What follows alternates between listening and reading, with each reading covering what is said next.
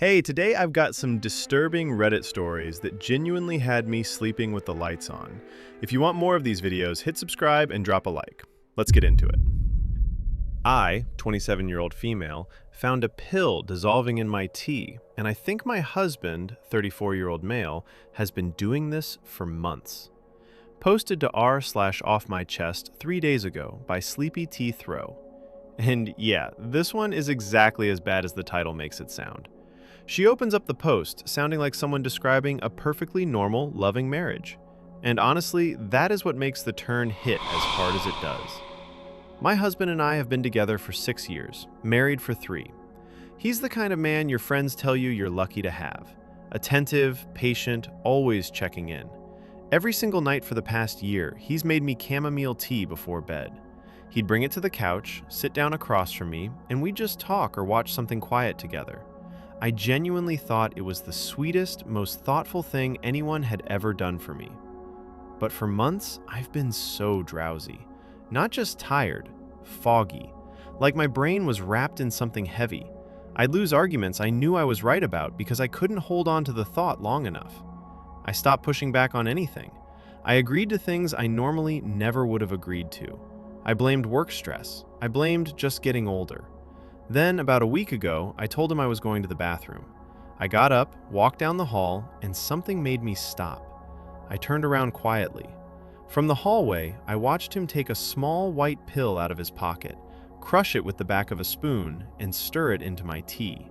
Then he wiped his hands on his jeans, set the spoon in the sink, and sat back down across from my seat with this warm little smile, just waiting for me to come back and drink it. I didn't drink the tea that night. I poured it out when he wasn't looking. I lay in bed wide awake for the first time in months. My thoughts were sharp, my chest was tight, and the man sleeping next to me had no idea I finally knew. That night cracked something wide open in her, and once you see what she sees next, there is no going back. Every quiet evening they shared, every easy night she thought was just love. She's only beginning to understand what was really in that cup. And trust me, it gets so much worse from here. So she saw it, watched her husband crush a pill into her tea, and sit down, smiling like nothing happened. Most people would confront. Most people would completely lose it right there. OP doesn't. She decides to play along, and what comes next is genuinely unsettling. The next few days, I acted completely normal. Smiled when he handed me my tea, thanked him. Held the mug with both hands like I always do. Every single night, I dumped it down the bathroom sink when he wasn't looking. The difference hit me by day 2. It felt like someone pulled a bag off my head. I was sharp, present. I remembered things clearly. That is when the real horror set in, because I started thinking back. Arguments I just dropped for no reason. He wanted to refinance the house under only his name, and I agreed like it was nothing. He talked me into cutting off my best friend, and I barely pushed back. I felt like nothing was worth fighting over. Now I know why. He always made the tea himself. Always. If I ever tried, he would find a reason to take over. I thought it was thoughtful. On day 3, I searched his nightstand. Inside a rolled-up sock in the back corner, a small Ziploc bag of crushed white powder. I took photos of everything. Put it all back exactly how it was. That evening, I propped my phone behind the fruit bowl and hit record, caught the whole ritual. Him checking I was gone, the bag from his pocket, the spoon pressing down, the stirring. Then he sat across from me and smiled. I had to sit there pretending to sip from a mug I had already swapped with clean tea and smile back. Then go to bed next to him. Lay there in the dark, listening to him breathe, knowing what he does to me every single night. Think about that for a second. She is sitting across the table from the man who drugs her every night, sipping clean tea she secretly swapped in, smiling back at him, while her phone records the whole thing from behind a fruit bowl. That is a level of composure most people will never have to find in themselves, and she still has to sleep next to him after all of it. Every single night. Knowing exactly what he is. This story is far from over. So at this point, OP is still in the house, still pretending everything is fine. But behind the scenes, she is quietly building a case. I gave some of the crushed pills to my friend Mara. She is a pharmacist and the one person I trusted enough to tell. I told her I found them in the house and I needed to know what they were. She said she would run them through her lab. While I waited, I started keeping a journal. Every night I either dumped the tea or drank it, and I logged everything. How I felt, what I remembered, how I slept. The difference was night and day. On tea nights, I would wake up feeling like I had been wrapped in cotton. Whole conversations from the evening before, just gone. On the nights I dumped it, I lay there, sharp and wide awake next to him, heart pounding, pretending to sleep. The loneliest feeling in the world is lying next to someone who says they love you while knowing what they are doing to you. I started going back through old texts and photos, trying to figure out which version of me was real. There were decisions I made that I do not even recognize now, things I agreed to that make no sense. I keep asking myself, was any of it me? Was I ever actually happy? Or was that the pills too? I do not have an answer yet, and I am not sure I want one. The comments on this post hit from every angle. I am shaking reading this. Please tell me you are somewhere safe right now. This is not a rough patch in a marriage. This is criminal poisoning. You said you used to think those evenings were the happiest part of your marriage. That sentence broke me. None of it was real, and you deserved so much better than this. Pharmacist here, if those pills are what I think they are, the combination he is using is specifically designed to make you pliable without knocking you fully unconscious. This is predatory and calculated. Please get a lawyer immediately. That is exactly what my friend said when she tested them. One is a sedative and the other lowers your guard, basically. She went white when she saw the dosage. He had been increasing it over time. The older, crushed pills in the back of the drawer were lower dose than the ones up front. He was adjusting like I was a patient on a treatment plan. I have a lawyer now. I cannot stop thinking about how many nights I just felt so relaxed and safe, and none of it was me. That last line from OP is the one that sits with you. But the update that came next changed everything. OP came back a few days later with an update post, and this one rewrites the entire story. I got the pills tested, and his search history is worse than I imagined. So my pharmacist friend finally got back to me with results. The pills are a combination of two things: an off-label sedative typically used in veterinary settings, and a second medication known to lower inhibition and increase suggestibility. She told me this is not something you just stumble across. You would need specific knowledge and access to obtain these. And that is when I realized I had been ignoring the obvious. My husband is a veterinary technician. He has had access to controlled substances this entire time. I felt so stupid for not connecting it sooner. But it gets worse. I checked his browser history while he was in the shower. I found forum threads, not random searches. He had been active in communities where men discuss how to maintain harmony in resistant partners. There were posts he had bookmarked about dosage levels for keeping things peaceful at home. He was not just doing this to me. He was comparing notes with other men doing the exact same thing to their wives and girlfriends. This was studied. This was deliberate. He had been refining his approach for months, and I was the test subject sleeping right next to him every single night. I threw up in the bathroom after reading through it all. I am still shaking typing this. The comments on this update hit completely different from the first post. The part about him smiling while you drank it made me physically ill. That's not love, that's ownership. Maintaining harmony in resistant partners. I want to throw my phone into the ocean. That forum needs to be reported to the FBI. Those aren't relationship tips, that's a how-to guide for abusers. I looked into forums like that after reading this post, and I regret it deeply. They use clinical language to disguise what they're describing. They call it behavioral softening and compliance support. There are threads with hundreds of replies sharing dosage charts. This is an entire community of predators coaching each other. And that is where this update leaves us. Because OP is not done yet. So here is where it all lands.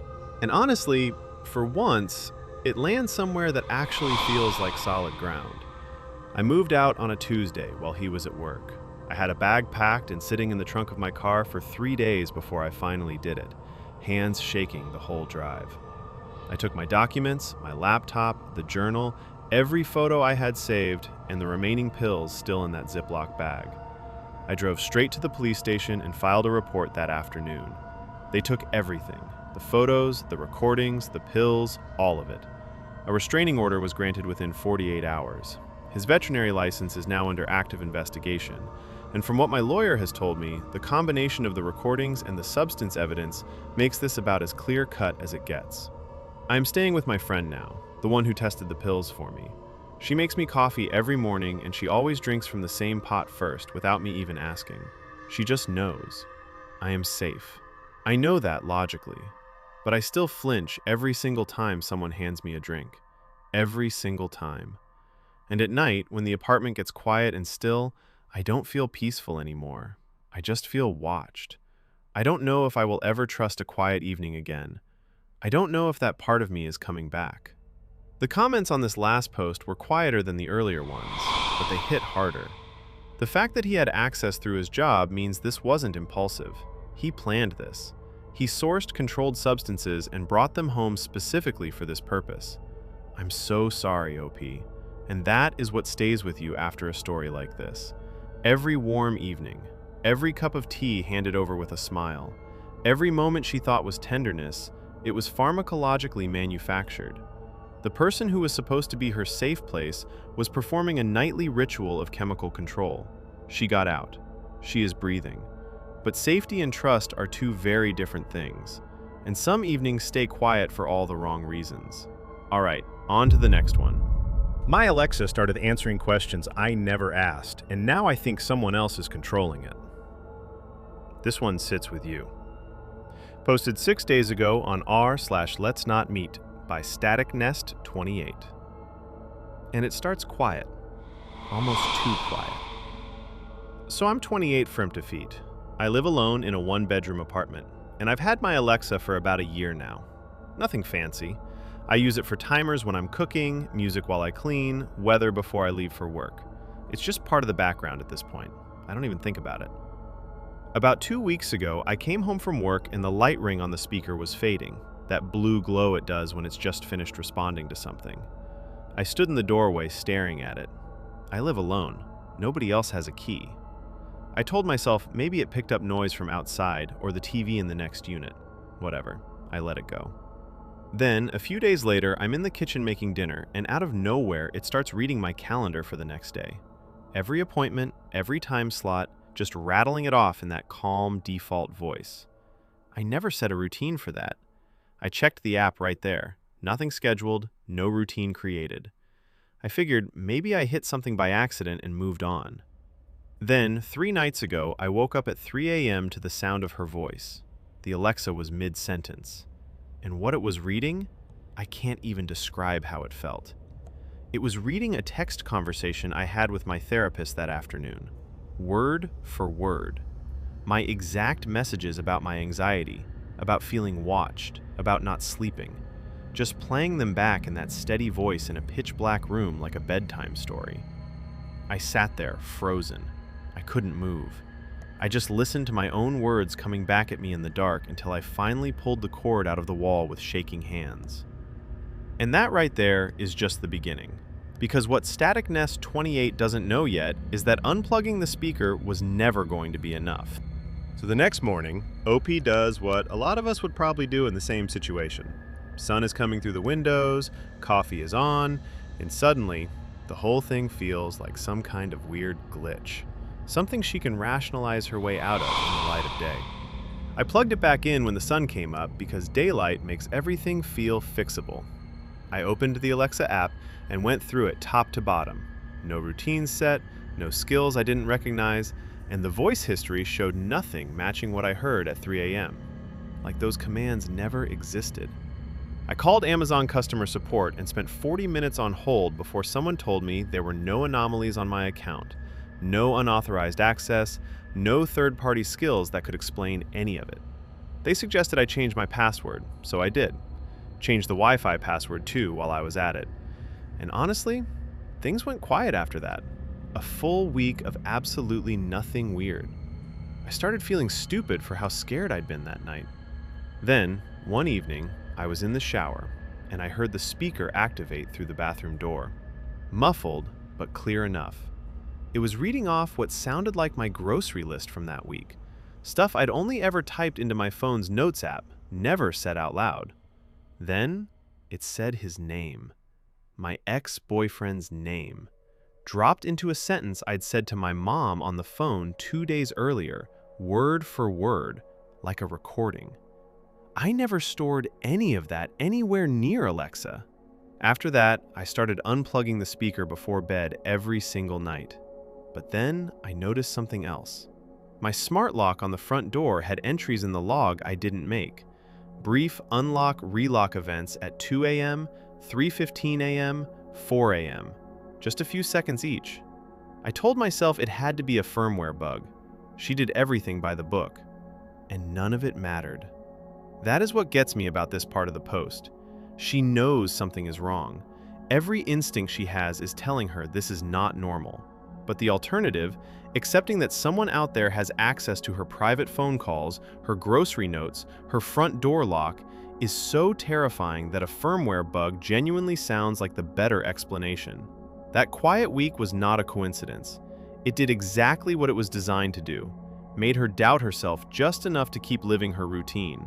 And now, whatever this is has moved past the speaker. Someone can see when she locks her door and when she doesn't, and she is still looking for a reason to call it a glitch. This is the part where OP stops trying to explain it away. I told my coworker about it over lunch, half laughing, waiting for her to tell me I was being ridiculous. She didn't laugh. She just stared at me and said I needed to start writing everything down. So I did. Every time the speaker activated, I logged the timestamp and exactly what it said. Every phantom entry on the smart lock, documented. Then, I started recording audio on my phone overnight, propped up on the nightstand. First 2 nights, nothing. I almost felt stupid. Third night, the recording caught the Alexa activating at 2:47 a.m. It gave a full weather report for a city I have never once searched. My parents' city, 3 states away. Then, clear as anything, it said, "Good night, Emily," my name, in that flat, pleasant voice. I called my friend Marcus, who works in IT. He didn't panic, but I could hear him choosing his words carefully. He told me to log into my router's admin page and count how many devices were connected to my Wi-Fi. I went through them: phone, laptop, Alexa, smart lock hub, smart TV. 5. That's everything I own. The router admin page showed 6 connected devices. I sat there counting over and over. 5 things, 6 connections. Marcus went quiet on the phone for a long time. And that line, 6 devices instead of 5, is where the comment section completely lost it. The fact that it read your therapy texts out loud while you were sleeping is genuinely one of the most violating things I've ever read on here. That's not random hacking. That's someone who wanted you to know they were watching. The part where customer support said everything looked normal on their end is so chilling. Because technically, it did look normal. The intrusion wasn't through their servers at all. They literally couldn't see it. OP, please check if your smart lock has a log of when it was unlocked remotely. If this person had network access for 4 months and your lock is on the same network, I don't want to finish that sentence. I checked. There are 11 unlock events I can't account for, all between 1 and 4 a.m. over the past 3 months. I haven't slept in my apartment since I found the logs. My friend thinks some of them line up with nights I took sleeping pills, which I mentioned out loud to my mom on the phone while I was home. I feel sick. 3 days of silence. Then, Static Nest 28, 28-year-old female, came back with an update post. They found the apartment he was in, and it's worse than I thought. Marcus set up a network monitor on my router, and we let it run for 72 hours. The 6th device, it has been connected to my network for over 4 months, since before I even noticed anything was wrong. It uses a spoofed MAC address, so it blended in with normal traffic. The connection logs showed sustained activity during my sleep hours every single night, and sharp spikes in data transfer every time I left the apartment. Like someone was tracking when I came and went. When I pulled the DHCP history, the intruder's device was registered as Alexa Living Room 2. My actual speaker is Alexa Living Room. Someone deliberately mirrored my setup to hide in plain sight. But that is not the worst part. Marcus checked the ventilation grate above my bedroom door and found a camera. Tiny, barely bigger than a shirt button, wedged into the slats. It was connected to the same rogue device. Clear line of sight to my bed. I cannot describe what it feels like to understand what that means. Every night I got undressed, every time I cried into my pillow, every conversation I had with myself thinking I was alone, someone was watching all of it, for months. I sat on my kitchen floor and I could not move. Marcus had to physically pull me up. That moment on the kitchen floor, that is the part of this story that just sits in your chest. But the comments carried their own weight. Please tell me you've disconnected every smart device in that apartment. Speaker, lock, thermostat, everything. If they had your network, they had all of it. I work in cybersec. The spoofed device name Alexa Living Room 2 is textbook. Most people never check their connected devices list. You could have a phantom on your network for years and never know. This is what terrifies me. I just checked my own router and there are 3 devices I don't recognize. Probably nothing, but after reading this post, I'm not sleeping tonight either. And that right there is why this story spread the way it did. Because suddenly it is not just her apartment, it could be yours. OP came back a few weeks later with one final update post. They found the apartment he was in, and it's worse than I thought. Marcus traced the rogue device's connection pattern and worked with my ISP to narrow it down. Same building, same floor, 3 doors down from me. I called the police immediately. They showed up with a warrant and went in, but the apartment was completely empty. The tenant had moved out sometime in the previous 48 hours, almost like they knew we were closing in. Marcus is pretty sure they were still on my network when we started investigating, so they could see everything we were doing in real time. Forensics on my router showed they had also been accessing my smart lock logs the entire time. They knew every single time I left the apartment and every time I came back. I moved out within 2 days and went straight to my parents. Factory reset every device I own and deleted every smart home account I had ever created. That was about 3 weeks ago now. I am writing this from a new city, new apartment, no smart speakers, no smart locks. Nothing with a microphone and nothing connected to anything. I still check every device in every room twice before I can even think about sleeping. I leave one light on all night. I know that probably sounds small, but it is the only thing that helps me close my eyes. They never caught the person. The apartment was leased under a fake name, paid in cash. I do not know if they followed me here. I do not know if they are done. This one hit the comments section hard. This is why I will never own a smart speaker. I don't care how paranoid that sounds. Your home should not have open microphones connected to the internet. Your home is supposed to be the one place where nobody is watching you. And this person turned every single piece of convenience technology into a surveillance tool. The speaker, the lock, the Wi-Fi itself. 4 months that went on before she had any idea. And here's the part that still sits with me. The only reason OP ever found out is because the intruder wanted her to know. That playback at 3 a.m. was not a glitch. It was a power display. Someone showing her they could reach into the most private space she had whenever they felt like it. But that is not the only story we have tonight. On to the next one. A guy at my gym has been copying my exact workout schedule, and I just found out how long it's been going on. This next story was posted to r/letsnotmeet about 5 days ago by a user called Fit and Freaked Out.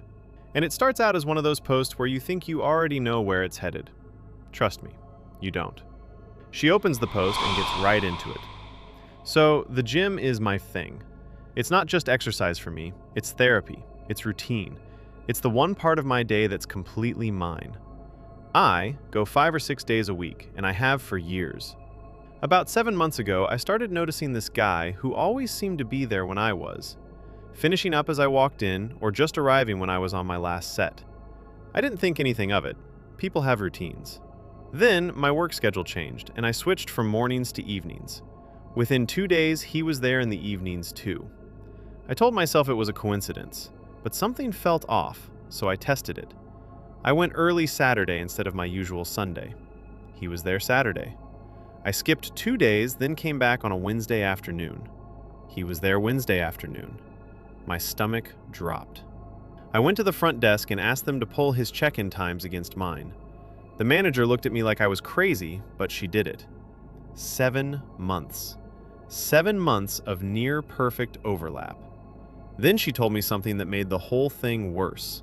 He signed up the exact same week I did, at this location, which is 20 minutes farther from his actual address than 2 other branches. I kept asking myself how he even knew where I worked out. Then I remembered. Months ago, I was at a coffee shop, telling my friend about a new class my gym was offering. I said the name out loud. He was sitting at the next table. 7 months of mirrored check-ins, all traced back to one sentence spoken out loud in a coffee shop. And that is just the beginning of this one. This is the part that's hard to listen to. Not because something violent happens, but because OP has to sit with 7 months of memories and watch every single one of them change meaning right in front of her. And once she starts pulling that thread, the whole thing comes apart. Once I had those check-in logs, I couldn't stop. I sat in my car for almost an hour, replaying every interaction like it was evidence. Every polite nod, every time he offered to let me work in, every, "Oh, we're here at the same time again." All of it looked different now. I started making a list. He always picked a machine with a direct sightline to mine. Always. Then I remembered something that made my stomach drop. About 3 months in, he casually mentioned a deadlift PR I hit. I never told him that. I told my friend Megan in the hallway by the locker room. That is the only place I ever said it. I called Megan that night shaking. She told me to go back to the front desk and be loud. So I did. I laid everything out. The schedule mirroring, the sight lines, the PR he had no way of knowing. They pulled 2 weeks of security footage and called me back same day. On camera, you can see him reposition himself within minutes of me switching machines. Every session. They banned him on the spot. I should have felt relief. Part of me did. But mostly, I just felt this hollow grief. That gym was my place, where I felt strongest and most myself. Now every memory I had there belonged to someone who'd been watching me like I was data. Management moved fast. They saw what they needed to see on that footage, and they acted. But OP is sitting there realizing the ban doesn't undo 7 months of being someone's project. She got the proof, she got the protection. But the thing she actually lost was the one place that used to make her feel untouchable. And that kind of loss doesn't just disappear because the threat has been removed from the building. And here's the thing about a gym ban. It only works if the person it's meant for actually respects it. So management banned him. That should have been the end of it. But OP was already somewhere else. I tried going back. I really did. Showed up Monday morning, swiped my card, set my bag down, and just froze. Every guy on that floor, I was scanning them, watching to see if anyone adjusted when I moved or looked at me a second too long. I did maybe 20 minutes on the treadmill before I grabbed my stuff and left. I switched to 5 a.m. the next week, hoping it would be dead enough to feel safe. It helped a little, but my hands were shaking the entire time. Then my friend Kayla texted me a link. She goes, "Hey, did you know our gym has a Facebook group?" I had no idea it existed. I clicked through, and at first it looked completely normal. Workout tips, people posting PRs, supplement recs. But the admin account stopped me cold. Stock gym photo for a profile picture, a name I didn't recognize. The account was created right around the same time I joined this gym, and every single post felt like someone performing normal, like someone had researched what a gym community should look like and built one from scratch. I couldn't prove anything. I still can't. But scrolling through that page made my skin crawl in a way I can't explain. That's where I ended the original post, because I genuinely didn't know what to do next. That's where the original post cuts off, and the comments were not holding back. 7 months. He tracked your workouts for 7 months and nobody at that gym noticed? I'd be raising hell with management too. I used to think people exaggerated about gym stalkers. This post just changed my mind permanently. The level of detail in that spreadsheet is clinical, like he was studying you. The spreadsheet with your full name as the title. How did he even get your full name? You need to find that out because that's another breach somewhere. I've been trying to figure that out and it's driving me insane. I pay with a card that only has my first name and last initial. My best guess is he overheard me check in once. The front desk used to say my full name out loud when they scanned my tag. I brought that up with management and they've since stopped doing it for everyone. But honestly, I don't know for sure, and that's the part that keeps me up at night. A few weeks went by. Then OP came back with an update post. He showed up at my new gym, and I haven't worked out in 3 weeks. So I took your advice. All of it. I screenshotted every page of that Facebook group before anything could get deleted. But that is not even the worst part. A girl I know from the gym, not close, just someone I would spot sometimes, she went digging into the admin's fake profile and found a hidden album. It was disguised as a coaching log, a shared folder meant to look professional. Inside were time-stamped entries for every single one of my sessions. My exercises, my sets, my reps, my weights, my rest times. He even logged which earbuds I was wearing each day. Every entry formatted like a clinical spreadsheet, rows and columns, color-coded. And the document title was my full legal name, first, middle, last. I sat there reading through it and I just went completely numb. 7 months of my life reduced to someone else's obsessive data set. Every time I thought I was just existing in my own space, he was recording me like a fuck experiment. I filed a police report that same night, and I now have a temporary restraining order. My hands were shaking the entire time I filled out the paperwork. The reaction in the comments was immediate. The fact that he drove 20 extra minutes past other gyms just to go to yours is the part that made my stomach drop. That's not a coincidence, that's a campaign. Exactly this. Stalking experts call it proximity engineering. They deliberately restructure their daily life around the target's locations so every encounter looks organic. The 20-minute drive is the smoking gun that this was premeditated from day one. Please tell me you've checked if he's been following you anywhere else. If he's this thorough at the gym, I guarantee that's not the only place. And honestly, that is the question that changes everything about this story. A few days after the restraining order, OP came back with another update post, and it's not the resolution anyone was hoping for. He showed up at my new gym, and I haven't worked out in 3 weeks, so the restraining order lasted about a week. I switched gyms right after filing it. Didn't tell anyone where, didn't post about it, didn't check in on social media, didn't even mention it to friends at the old place. Complete blackout. And then last Tuesday, I'm walking out of the new gym and I see his car parked in the lot 2 blocks down. Same car, same plates, parked facing the entrance of the gym next door. He wasn't inside my building, but he was at one close enough that there is absolutely no way it was random. I sat in my car for 20 minutes, shaking before I could even drive home. My lawyer is escalating everything now. Criminal stalking charges and a permanent protective order.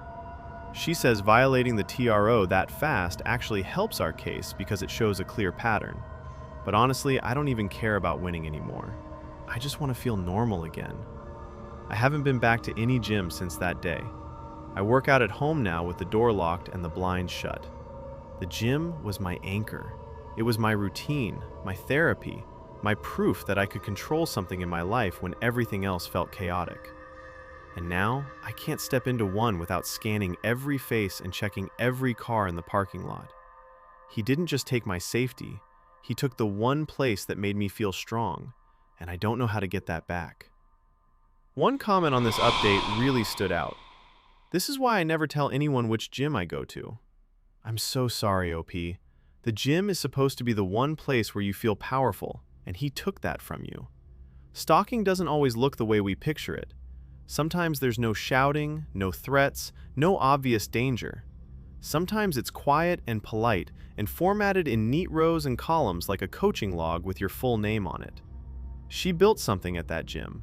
Discipline, strength, routine, all proof she was in control. And he sat 2 machines over and turned all of it into his surveillance data. She's still fighting this one legally, and I hope she gets her space back. All right, on to the next one. My Airbnb host let himself into the house at 2 a.m. because he said a proper welcome takes time. This one was posted to r/Let's Not Meet 5 days ago by Salt Lamp Static, 28-year-old female. And if you have ever stayed somewhere remote completely by yourself, this story is going to sit with you for a while. She opens it up casually, almost like she's still trying to convince herself it wasn't that serious. I'm a freelance writer, 28-year-old female. and I booked this remote Airbnb in the English countryside for a solo writing retreat. The listing looked perfect, a converted stone cottage surrounded by fields, no neighbors for at least a mile in any direction. Exactly the kind of quiet I needed to get some real work done. The host met me at check-in, mid-50s, warm, chatty. I just wanted to drop my bags, but he insisted on giving me the full tour.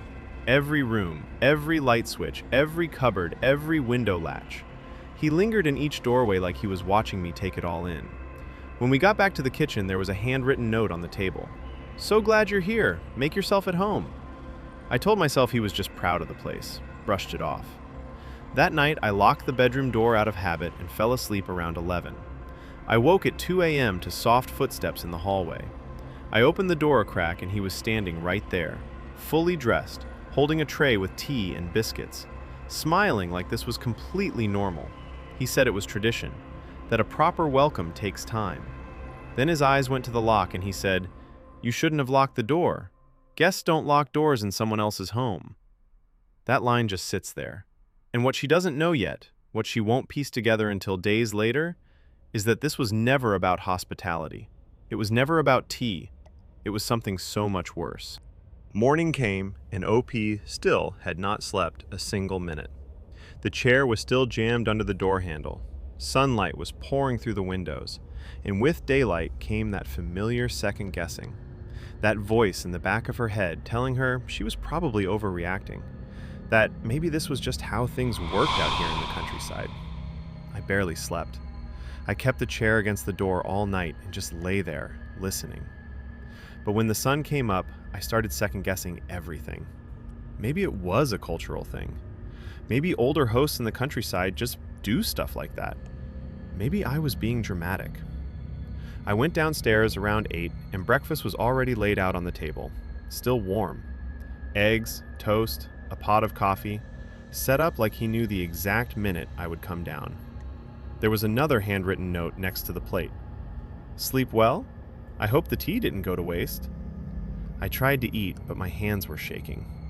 I went back upstairs to work on my writing, but I could not focus. That is when I started noticing things. The bedroom door lock was flimsy, almost decorative, not functional. The bathroom had no lock at all. None of the ground floor windows had curtains. I checked my phone, barely one bar of signal. The Wi-Fi was his personal network. I grabbed my keys and drove to the nearest village for coffee and cell service.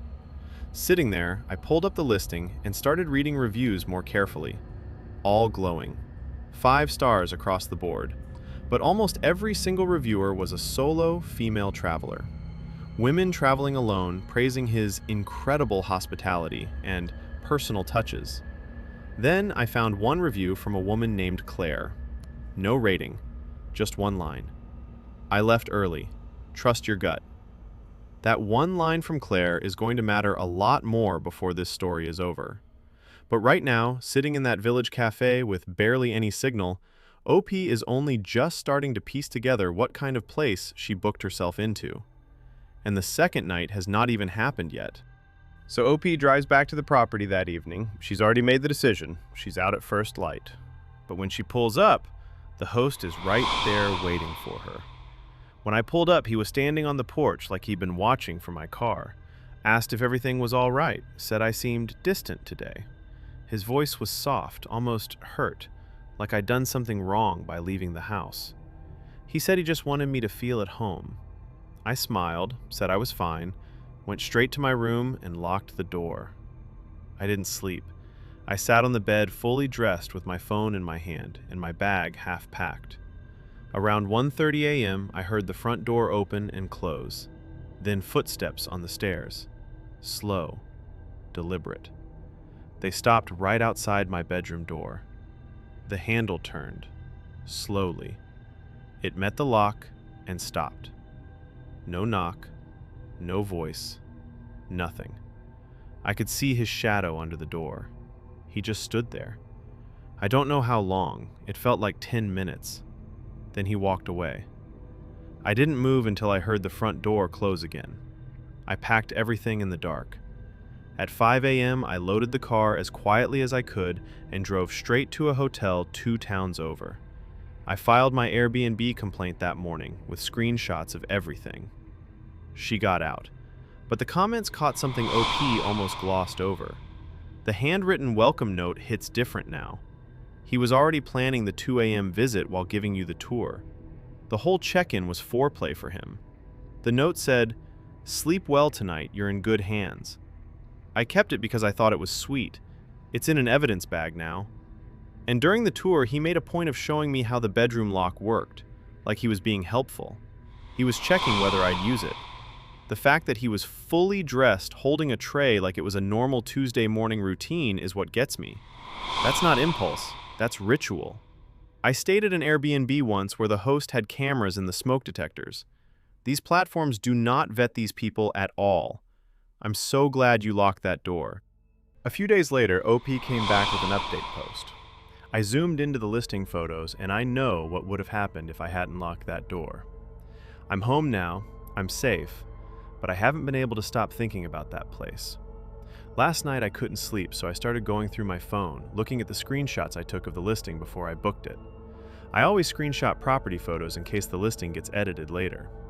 I pulled up the bedroom shots and started zooming in. Behind the bed on the far wall there are small framed photographs. I don't remember seeing any of them during my stay. I think he removed them before I checked in. I zoomed in as far as my phone would let me and my stomach dropped. They are photographs of women, sleeping, in that exact bed, taken from the doorway. Different women, different bedding, different seasons, but the same angle every single time. Same bed, same doorway perspective. I counted at least 12 frames visible in one photo alone. I went back to check the listing, and it is gone. His entire profile is deleted. The tradition was never about tea. It was a ritual. Every solo female guest who didn't lock that door became a photograph on his wall.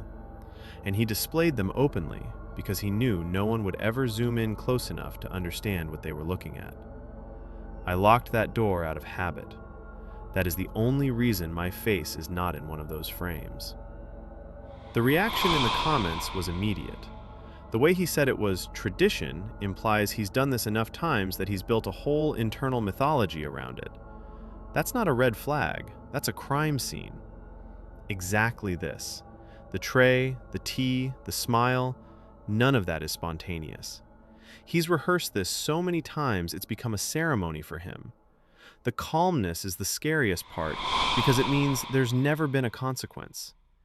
Guests don't lock doors in someone else's home is genuinely one of the most terrifying sentences I've ever read on this sub. And that sentence is going to sit with you, because it sat with her too. So here is where everything finally came together, and where it all fell apart. I filed a full police report. I handed over everything, screenshots of the listing, the URL, the host's full profile information, every single message he sent me, and the photos I found embedded in those listing images. All of it. Airbnb responded within 48 hours and confirmed the listing had been permanently removed from the platform. But here is the part that kept me awake long after I got home. When I spoke to local police, they told me the property had actually been flagged once before. A previous guest, a woman traveling alone, had reported unusual behavior during her stay years earlier. But no charges were ever filed. The investigation was closed. And he just kept going. Kept the listing active, kept booking solo women into that house for what looks like years after that first complaint disappeared into a filing cabinet somewhere.